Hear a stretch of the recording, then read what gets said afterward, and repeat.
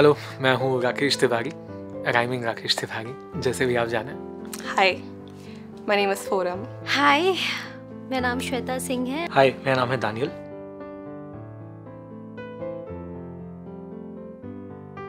यार मैं बहुत ज़्यादा ऑप्टिमिस्टिक लड़की हूँ।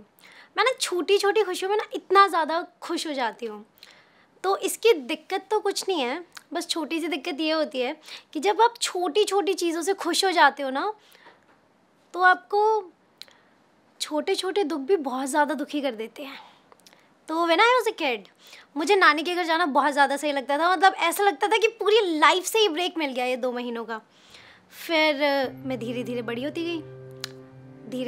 होती गई तो नानी के घर जाने में थोड़ा सा कम फन आने लगा, क्योंकि कुछ होता नहीं था, बोरिंग सा होता था, नए गैजेट्स भी नहीं थे। एक चीज़ अच्छी थी नानी के घर, मेरे नानू। मोस्टली घरों में ऐसा होता है कि नानी कहानियाँ सुनाती है। मेरे नानू थोड़े डिफरेंट है, ही वॉज डॉक्टर, तो वो कहानियाँ सुनाते थे। उनके पास इतनी सारी कहानियाँ होती थी।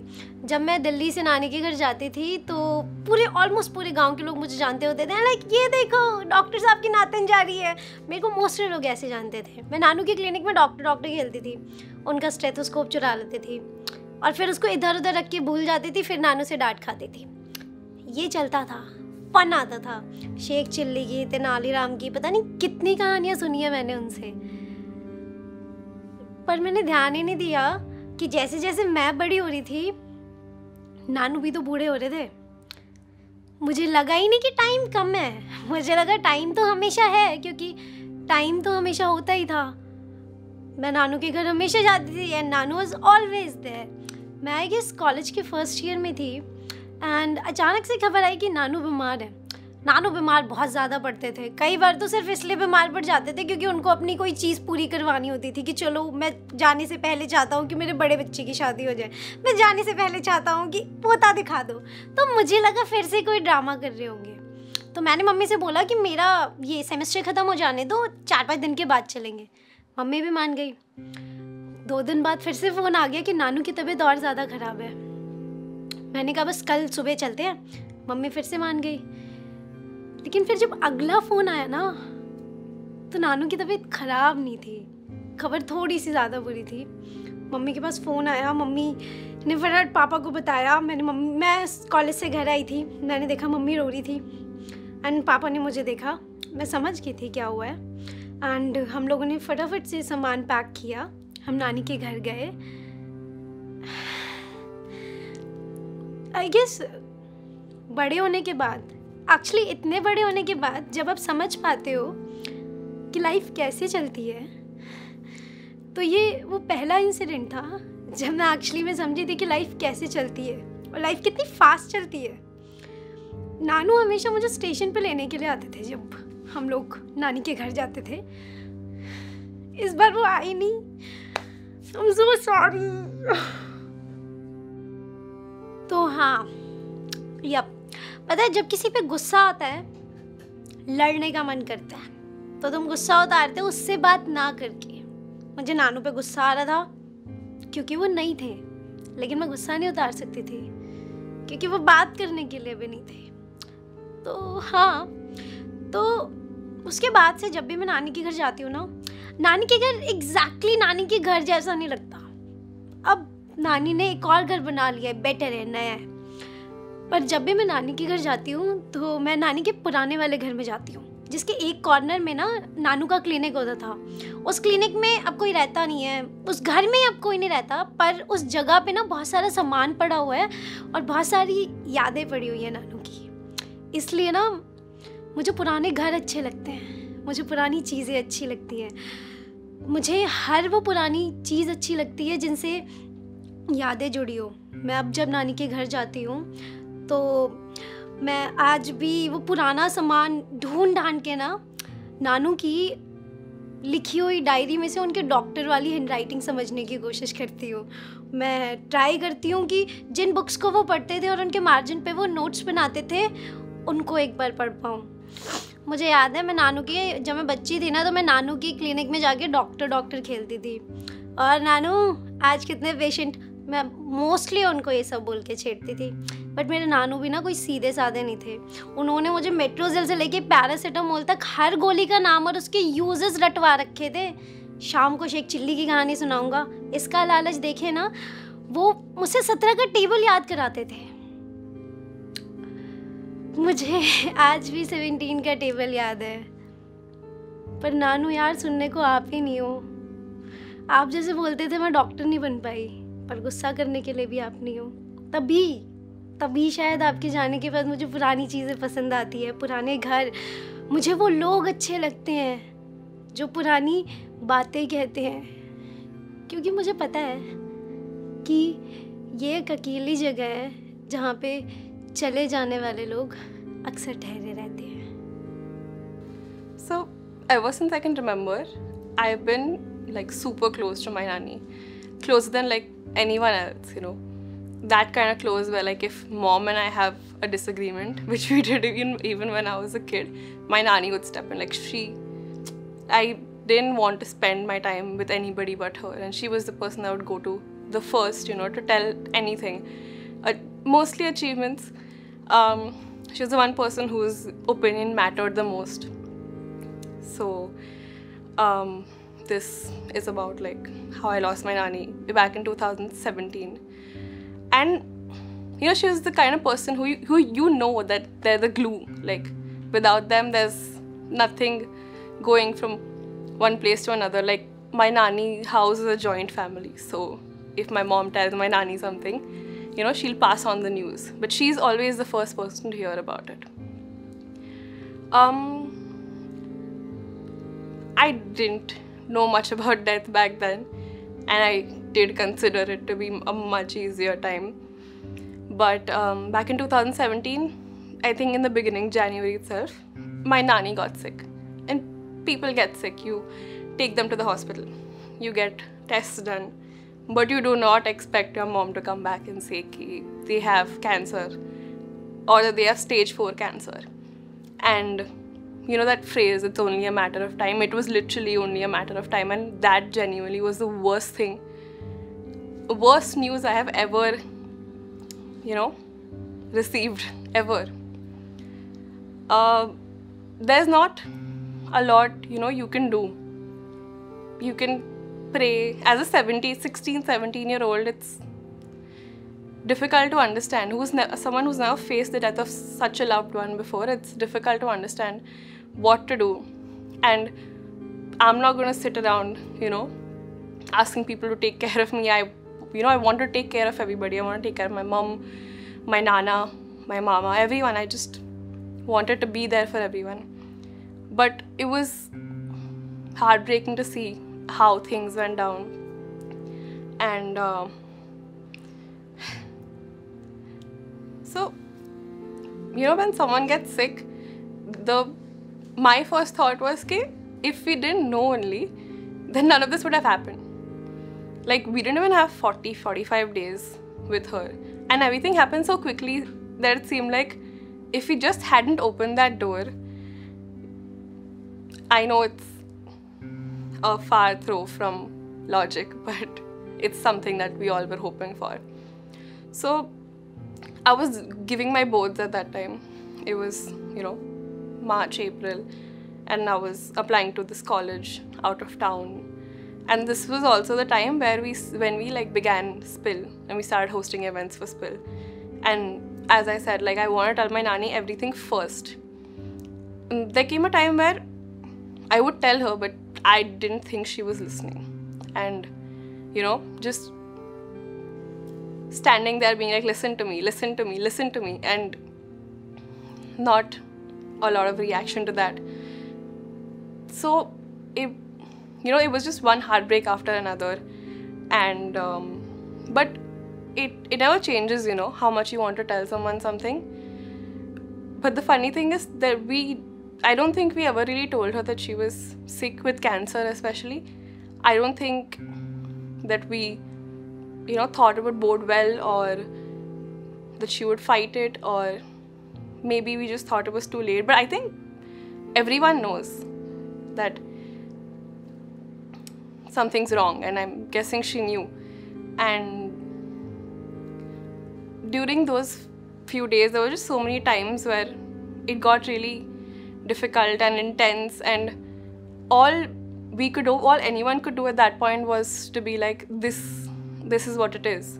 We suffer so that she doesn't have to. This is what has been dealt, and we kept at it like that until the end. Just, I don't know what to say.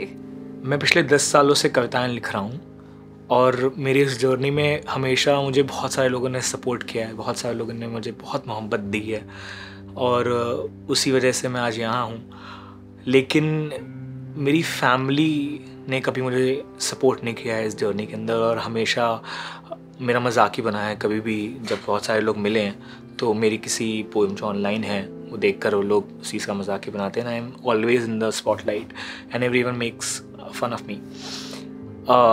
तो मेरे को हमेशा से यही लगता रहता है अंदर कहीं ना कहीं कि यार मैं कुछ गलत कर रहा हूँ, और इसकी वजह से मैं अपनी पोइट्री लाइफ और फैमिली लाइफ को हमेशा ही अलग रखता हूँ। कुछ साल पहले जब मैं गांव गया था, तो इस बार ना मेरे घर के सारे बड़े एक जगह पे जमा हुए हैं, और देवर लाइक कि भाई आज तुम हमें एक अपनी पोएम सुनाओगे। और मेरे को इतनी शर्म आ रही थी, और मैं बार बार उनको मना कर रहा था कि नहीं, मुझे नहीं सुनाना, क्योंकि मेरे को लग रहा था यार पहले से मेरे कज़न्स और मेरे भाई बहन तो मेरी पोइट्री का मजाक बनाते ही हैं, अब घर के बड़े भी बनाने लगेंगे। तो मेरे को बहुत डर लग रहा था, लेकिन उन्होंने काफ़ी इंसिस्ट किया। और मेरी फुप्पियाँ थीं, 5 फुप्पियाँ हैं मेरे फादर की, 5 बहनें हैं, तो उन्होंने बहुत ज़िद करी। तो मैंने फाइनली उनको अपनी एक पोएम सुना दी। एंड जैसे ही वो पोएम ख़त्म हुई, मैंने देखा कि मेरी एक फुप्पी है, उनकी आंखों में आंसू हैं, और उन्होंने मुझे अपने पास बुलाया और जेब में से उनकी 500 रुपये का नोट उन्होंने दिया, अपनी पर्स में से एक्चुअली। और मेरे को मैं एकदम शॉक हो गया, भाई ये क्या हुआ। I mean, मैं एक्सपेक्ट ही नहीं कर रहा था कि किसी को भी मेरी पोएम अच्छी लगेगी, और मैं एक्सपेक्ट कर रहा था कि सब लोग ये सुनने के बाद मेरा मजाक ही बनाएंगे। बट उन्होंने मेरे को पैसे दे दिए, और बात पैसों की नहीं है, बात ये है कि जैसे फॉर एग्जांपल जो आर्टिस्ट होते हैं वो लोग बोलते हैं लोगों को, भाई आ जाओ हमारा आर्ट देखने के लिए और हमें पैसे दे दो यार। लेकिन मैंने तो उनसे कोई पैसे मांगे भी नहीं थे, लेकिन उन्होंने 500 रुपये का नोट दिया। तो मेरे को लगा कि भाई ये तो मेरा आर्ट ही शायद इतना अच्छा है कि इन्होंने बिना मांगे पैसे दे दिए। एंड फिर मेरे को ऐसा लगने लगा उसके बाद से कि हाँ यार मैं शायद कुछ अच्छा कर रहा हूँ।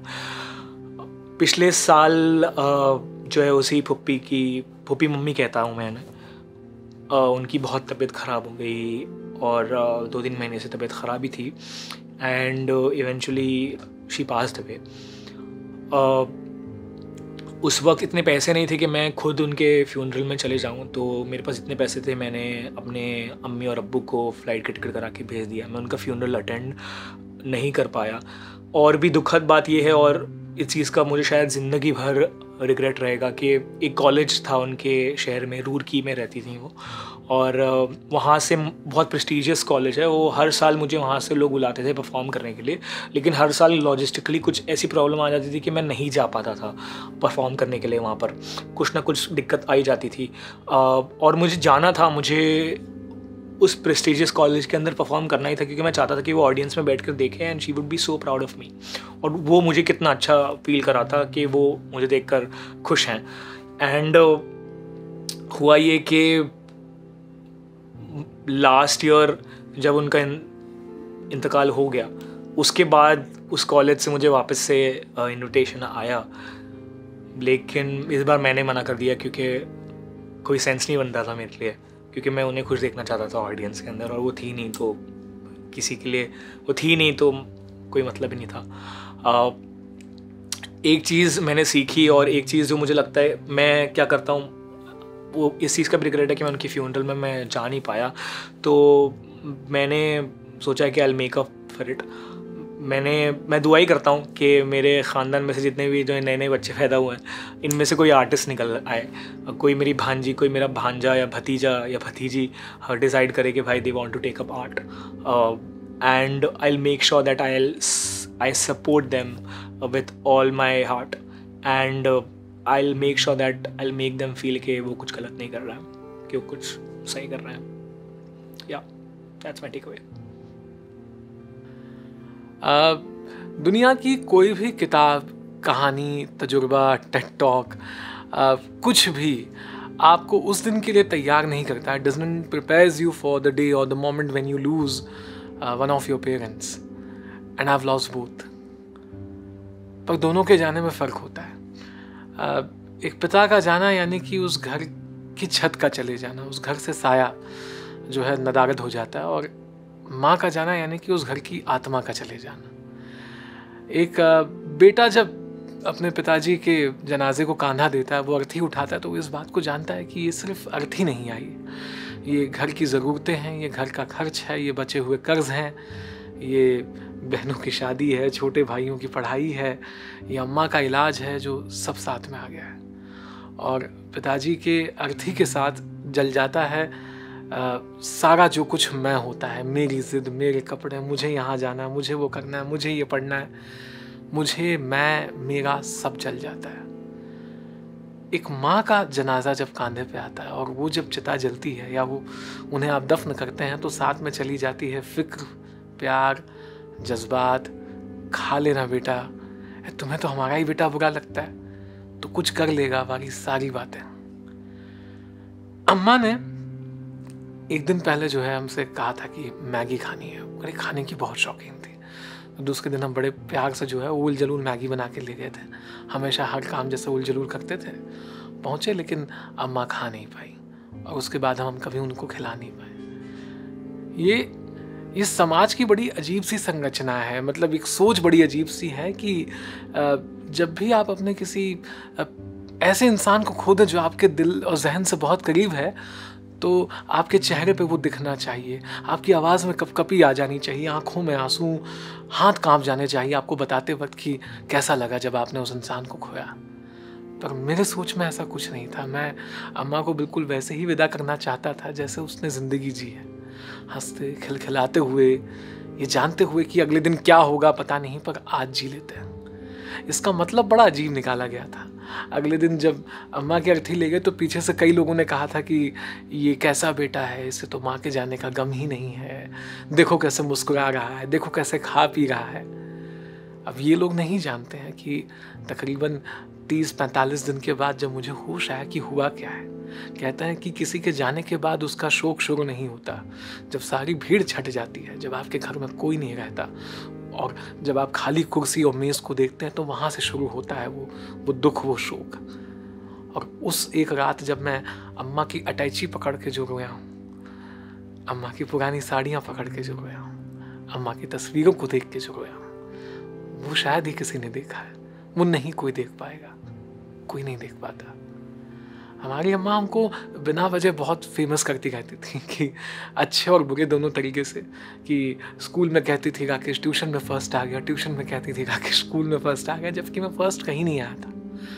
अपने दोनों ही अम्मा बाबूजी को मैंने कभी ऐसी कोई वजह नहीं दी जब वो सच में कहीं खड़े होकर कह सकें कि देखो हमारे लड़के ने ये कर दिया. आज बहुत कुछ है दिखाने और बताने के लिए. थोड़ा बहुत नाम भी है, कुछ इनाम भी है, कई जगहों पे दिखाई भी देते हैं. हमारी बेटियां देख के खुश हो जाती हैं. हमारी पत्नी ऐसी हैं जिनकी वजह से ये सारा सक्सेस मिला है, पर वो खुशी जाहिर नहीं करती. उसे लगता है वो खुशी दिखाएगी तो नज़र लग जाएगी, शायद खुशियाँ कहीं चली जाएंगी. ऐसे में अम्मा की बड़ी याद आती है कि आज अगर सच में वो होती और उसे दिखाते, उसे चैनल खोल के दिखाते कि सच में टीवी पर आ गए हैं, सच में कहीं OTT पर आ गए हैं, किसी वेब सीरीज़ में हमारी कविता बज रही है, तो वो कैसे खुश होती, कैसे पागल होके पूरी दुनिया को बताती कि हाँ, जो इतने साल से वो दुनिया को झूठ कह रही थी वो सच है, उसका बेटा कुछ है, कुछ बन गया है.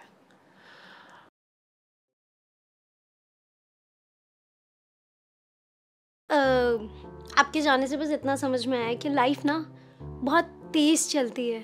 जितना हम देख पाते हैं ना, उससे बहुत बहुत बहुत ज़्यादा तेज़. मुझे अभी भी ऐसा लगता है कि आपके और मेरे बीच में ना जो हमने टाइम बिताना था ना, वो बड़ा सारा ड्यू है. तो मैं अब इस चीज़ को ध्यान में रखूँगी. मैं नहीं चाहूँगी कि और किसी के साथ मेरा ज़रा सा भी टाइम ड्यू रहे. जितना मेरे हिस्से का वक्त है ना, मैं उससे ले लूँगी. ये कविता मैंने मेरी फुप्पी के इंतकाल के दिन लिखी थी और ये कविता बताती है कि मैंने उनकी डेथ से क्या सीखा. So here it goes. जब कोई अपना मरता है वो कभी अकेले नहीं मरता, मरते हैं उसके साथ कुछ अपने, मरते हैं उसके साथ कुछ सपने, सपने जिनका पूरा होने के लिए उनका जिंदा होना एक शर्त थी। जब कोई अपना मरता है तो मरती है वो रोशनी जो उनके होने से थी। जब खुशियाँ मुंह फेर कर बैठ गई थी तुमसे, वो रोशनी तुम्हारे साथ तुम्हारे कमरे के कोने में थी। जब कोई अपना मरता है, मर जाता है वो प्यार जो उसने तुम्हें दिया था, वो प्यार जो तुमसे कोई ले नहीं दे सकता, वो प्यार जो तुम्हें कोई दे नहीं सकता। जब कोई अपना मरता है वो कभी अकेले नहीं मरता, मगर कुछ चीज़ें हैं जो उसका मरना नहीं मार सकता, जैसे कि उसकी यादें जो ख़ुद को कैद कर लेती हैं हमारे जहन में, हमारे रहन सहन में, जैसे कि उसकी दुआएं जो उसने हमारे लिए की थी, जैसे कि वो खुशियाँ जो उसने हमारे साथ जी थीं, जैसे कि उसके इरादे हमारे हक़ में किए गए उसके वादे। जब कोई अपना मरता है उसके साथ मर जाती हैं बहुत सी चीज़ें, मगर बहुत सी चीज़ें छूट भी जाती हैं। हमें उन छूटी हुई चीज़ों के लिए जीना है। So, I learned a lot. The most important one was that death in fact does come with a warning sign. It's not the best thing, but it does, and that's a weird fact that I've always appreciated. The next is that your first death is always your hardest, and no matter how much you try, no matter how much you try to go around it, there is no around it. It's through and through plain heartbreak. The third is that writing is my way out of it, through it. I've written a lot to her, for her, but something that I felt a lot, much more than I felt anything else, was a few lines from this poem called When Someone You Love Dies, and it's the first poem I wrote after she died. It's about, I'm just going to recite it to you. When someone you love dies, it feels like a piece of your heart has been corked up in a glass bottle, and then that glass bottle has been thrown into the middle of the sea, and the glass bottle hits a merciless rock and breaks open, and it makes your heart spill out, not little by little, but all at once, and join the other pieces of heart in the ocean. And in that moment, you feel all the pain of all the losses that this world has borne, and you rejoice, because you realize that you're not the only one. अम्मा बापूजी दोनों ही नहीं हमारी कविताएं नहीं सुनी, पर उन्होंने जाते जाते कई सारी कविताएं और लिखने की जो हुनर है वो विरासत में दी है। कुछ ऐसा ही था जो मैंने उनके जाने के बाद सीखा। वो कुछ ऐसा था कि हम लोग हमेशा ज़िंदगी में इंतज़ार करते हैं खुशियों का, कि कुछ हो जाए तो खुश हों, कुछ मिल जाए तो खुश हों, या इस इंसान से हम कल बात कर लेंगे, आज कुछ ठीक नहीं चल रहा, आज तो देखो कितना अकड़ के रहता है। और अगले दिन आप भी नहीं जानते कि या तो वो गुस्सा ना रहे, या तो वो पल ना रहे, या तो वजह ना हो, या तो फिर वो शख्स ना रहे। अम्मा से जो है ये बात हमेशा मुझे ही नहीं हर किसी को सीखनी चाहिए कि अगर खुशी है दिल में तो वो सिर्फ दिल में नहीं, वो चेहरे पर भी दिखनी चाहिए। पता होना चाहिए, सबको पता होना चाहिए कि आप खुश हैं। और ज़रूरी नहीं कि अगर कोई इंसान खास लगता है तो उसके दिल में जगह भी हो। सच में खुश रहना चाहते हैं तो खुश रहने की वजह भी हो। क्या है ना कि जब तक वो हों हम उनसे लड़ते हैं, कई बात पर उनकी बात नहीं मानते हैं, हर बात पर उलझने जाते हैं। पर अम्मा और बाबूजी, माँ पापा, मॉम डैड, वो किरदार हैं जो कहानी खत्म होने के बाद ही समझ में आते हैं। आप कहानी खत्म होने का इंतजार ना कीजिए, गले मिलिए, उनके हाथ पे हाथ रखिए, और जितना भी आपने पा लिया है जिंदगी में उन्हें बताइए। यकीन जानिए, अगर आप मोहल्ले के चौराहे पर आज़ादी वाली कविता भी पढ़ के आ जाए तो उनके लिए वो ऑस्कर वाली परफॉर्मेंस होगी। ज़रूर बताइएगा, क्योंकि हमने नहीं बताया था।